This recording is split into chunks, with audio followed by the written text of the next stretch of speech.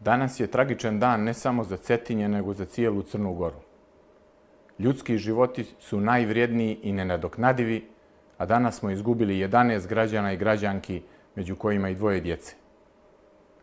Saosjećam se sa porodicama stradalih i u svoje lično ime i u ime uprave policije upućujem na ovaj način izraze najdubljeg saučešća, a pošto u trenutku ovog događaja nisam bio u Podgorici, poći ću večeras i na Cetinje.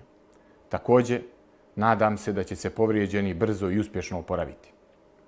Prema do za sada poznatim okolnostima, danas oko 15:30 časova, 34-godišnji muškarac VB sa Cetinja pucao je na porodicu, čiji su članovi boravili u prostorijama njegove kuće kao podstanari u naselju Medovina.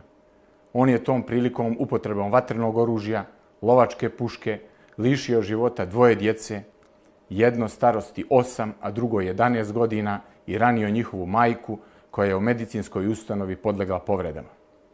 Potom je izašao i pucao iz istog vatrenog oružja na stanovnike ovog naselja, kojom prilikom je lišio života još 7 osoba, a ranio 6.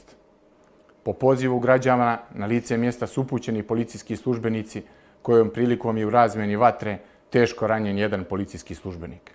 Za sada nije jasno što je potaklo VB na ovako gnusan čin, kojom prilikom je i sam lišen života. Naglašavam da se okolnosti cjelokupnog događaja, uključujući lišenje života VB, i dalje utvrđuju, a javnost će posredstvom medija biti obaviještena o svim detaljima.